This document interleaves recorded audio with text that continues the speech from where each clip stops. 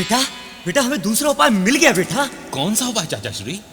तुम्हें याद होगा बेटा उदल, जब मछला पहली बार अपने मायके से गढ़महू में विदा होकर आई थी। हाँ याद है, आगे बताइए। उस समय मछला अपने साथ एक गिद्ध और गिद्धनी का जोड़ा साथ लाई थी। हाँ चाचा जी, वे गिद्ध और गिद्धनी आज भी हमारे महल के पीछे अपने भंवरे में मौजूद हैं। मगर चाचा श्री, गिद्ध और गिद्धनी भला हमारे किस काम आ सकते हैं? बेटा इनकी दृष्टि बहुत दिव्य और तेज होती है। ये आकाश की अनंत ऊंचाई से धरती की किसी भी चीज को बड़ी आसानी से देख और पहचान सकते हैं। और मछला का पता लगाने इससे अच्छा कोई दूसरा उपाय हो ही नहीं सकता। चाचा श्री, आप धन्य हैं, मैं सब समझ गया।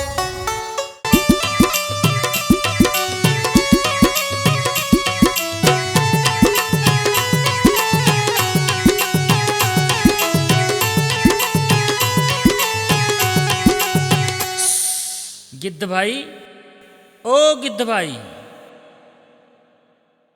लगता है सो रहे हैं। सो नहीं रहे, अपनी किस्मत पे रो रहे हैं। रो रहे हैं? क्या हुआ?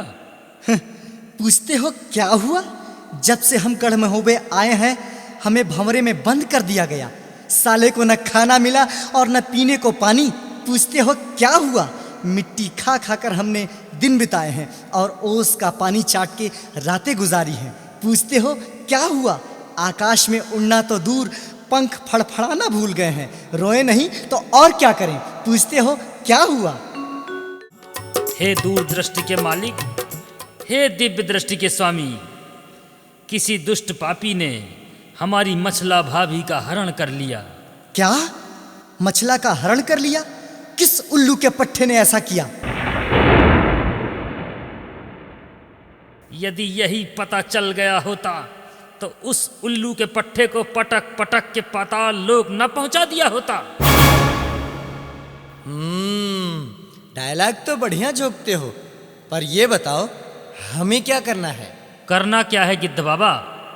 आप तो आकाश की ऊंचाइयों से पाताल की गहराई नाप सकते हैं।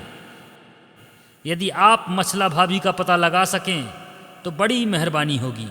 इसमें मेहरबानी जैसी कोई बात नहीं महाराज उदल। मछला मेरी बेटी समान है। उसे ढूंढना मेरा फर्ज भी है और मेरा कर्तव्य भी।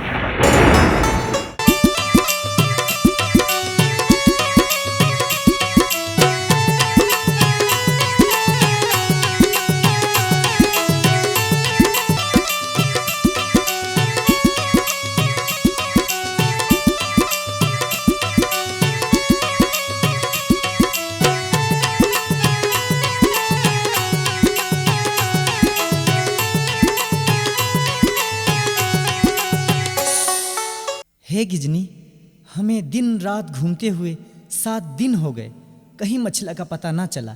अब क्या करें? हाँ स्वामी, वीर उदल को क्या जवाब देंगी? चलो वापस चलें प्राणनाथ। नहीं, वापस लौटने का तो सवाल ही नहीं। या तो मछला का पता लगा के रहेंगे, नहीं तो किसी अग्निकुंड में गिरकर अपने प्राण त्याग देंगे। ऐसा मत कहिए स्वामी। अरे वह दूर कौन सा नगर दिखाई दे रहा है स्वामी? हमने तो वहाँ मछला को खोजा ही नहीं। हाँ गिजनी, वह नगर पथरीगढ़ है, जहाँ का राजा बड़ा रसिया और आशिक मिजाज है। उसे बटेर लड़ाने का बड़ा शौक है। तो चले स्वामी। हाँ प्रिय, चलो।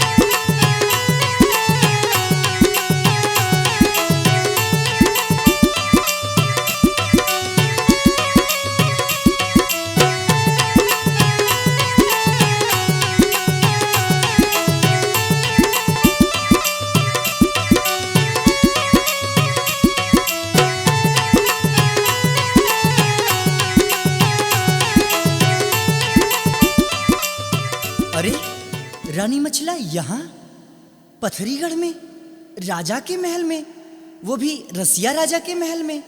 हाँ स्वामी, ये तो रानी मछला ही हैं। यहाँ क्या कर रही हैं?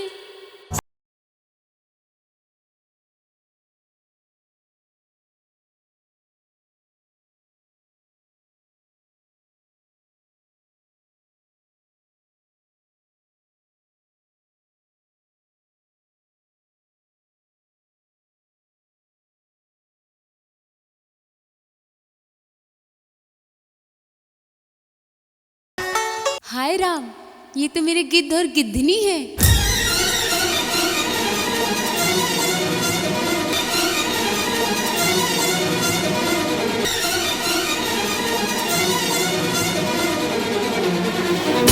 मछला तू यहाँ? गिद्ध बाबा, आप यहाँ? मत ले अपनी गंदी जुबान से मेरा नाम मछला। क्या कमी थी तेरे महल में जो तू आल्हा जैसे अवतारी पुरुष को छोड़कर यहाँ चली आई? वहां तेरा बेटा इंदल तेरी याद में रो रहा है और तू यहाँ गुलछर्रे उड़ा रही है, बंगले में मौज कर रही है। गिद्ध बाबा, धिक्कार है मछला, तुझे धिक्कार है। तू यहाँ आने के पहले मर क्यों नहीं गई मछला? मर क्यों नहीं गई? क्या कह रहे हैं गिद्ध बाबा? हम यहाँ अपनी मर्जी से नहीं आए। तो कैसे आई है? हमारा सोते समय हरण कर लिया गया गिद्ध बाबा। हरण कर लिया गया? कैसे मछला, कैसे? ये उस दिन की बात है बाबा, जिस दिन मैं एकादशी का व्रत थी। मैं सुबह गंगा जी में स्नान करने गई। स्नान करने के बाद शिव जी के मंदिर में जाकर पूजा करने लगी।